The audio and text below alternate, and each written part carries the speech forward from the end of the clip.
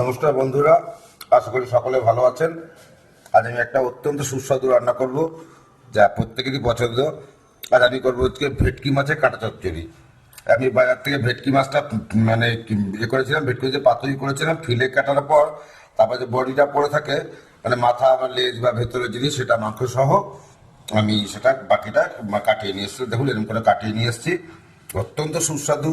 এবং আরো একটা সুখবর, যেটা আমাদের মহানায়ক উত্তম কুমারের কিন্তু খুব পছন্দের রান্না, কিন্তু এটা কিন্তু তাই আমি সুপ্রিয়া দেবী রান্নার তালিকা থেকে দেখেছিলাম জিনিসটা, আমি সেইভাবে করার চেষ্টা করছি। অত্যন্ত সুস্বাদু, আপনারা অবশ্যই পছন্দ করবেন। তাই দেখুন কড়াই আমি তেল বসিয়ে দিয়েছি, এবং এই যে কাটাকুটোগুলো এগুলো ভালো করে মানে ধুয়ে নুন হলুদ মাখিয়ে রেখে তারপর এটা আমি ভেজে নিচ্ছি। ভেজে নিয়ে তারপরে আপনারা দেখাচ্ছি জিনিসটা। অত্যন্ত সুস্বাদু রান্না, সকলেই খুবই পছন্দ হবে আশা করি। এবং পাশাপাশি এটা খুব সহজ রান্না, একটা অত্যন্ত সহজ রান্না, যে কেউ করতে পারবে, যে কেউ করতে পারবে, একবার দেখলেই পারবে। খুব সহজ রান্না জিনিসটা। এটা খালি এখন একটু ভেজে নিতে হবে, একদম খুব যেমন আমরা মাছ ভাজি কড়কড়া করে সেরকম করে ভাজবো না, মোটামুটি মিডিয়াম ভাবে ভেজে নেবো, যাতে গন্ধটা চলে যায়, সিদ্ধ হয় সেইভাবে।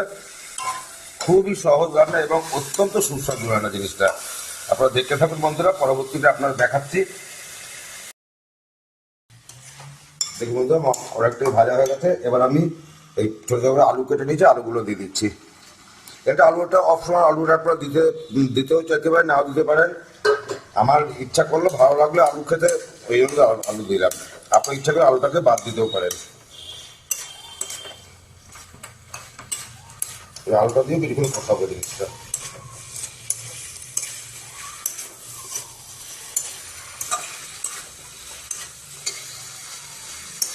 সময় লাগবে না, ভেটকি মাছের কাটা তো এমনি নরম হয়।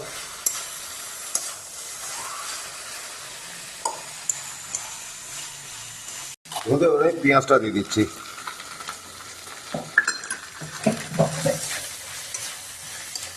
এটা পেঁয়াজটা কিন্তু একদম মিশবে না, একটু পেঁয়াজটা থাকবে দানা দানা।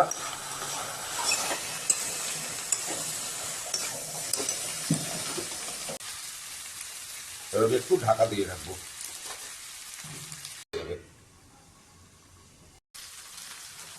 দেখুন তো, আমি এখন এখানে আদা, রসুন, কাঁচা লঙ্কা আর টমেটো বেটে নিয়েছি। আর ঝালটা যে যেমন খাবেন সে সেইভাবে দেবেন, নিজেদের স্বাদ মতো ঝালটা দেবেন। এবার আমি 1 চামচ ধনে জিরেগুলো মিশিয়ে সেটা আমি দিচ্ছি। এবার হলুদটা দেবো,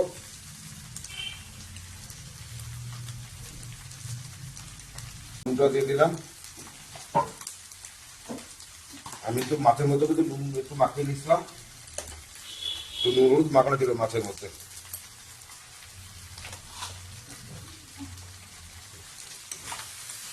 সব দেওয়া হয়ে গেছে, আর কিছু দেওয়া বাকি নেই। এবার একটু জল দিয়ে দিচ্ছি, ড্রাই হয়ে গেছে মশলাটা তো, জলও বেশি লাগবে না। ধনেপাতা দিয়ে দিচ্ছি। লাস্ট এবার আমি নামিয়ে নেবো, আর কিছু দেওয়ার নেই। এবার আমি নামিয়ে নেবো, সব কিছু দেওয়া হয়ে গেছে। দেখুন বন্ধু, আমারটা পুরোপুরি রেডি হয়ে গেছে, নামিয়ে আপনারা দেখাচ্ছি। অত্যন্ত সুস্বাদু এবং খুবই ভালো গন্ধ বেরিয়েছে।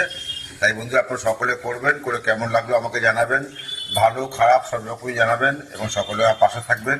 আমার চ্যানেলকে সাবস্ক্রাইব করবেন, এবং সাবস্ক্রাইব করে অন্যদেরও শেয়ার করবেন। সকলে পাশে থাকবেন, আপনাদের সহযোগিতা আমার ভীষণ প্রয়োজন। তাই বন্ধু, আজ এই পর্যন্ত, পরের ভিডিও আবার দেখা হবে বন্ধুরা। নমস্কার।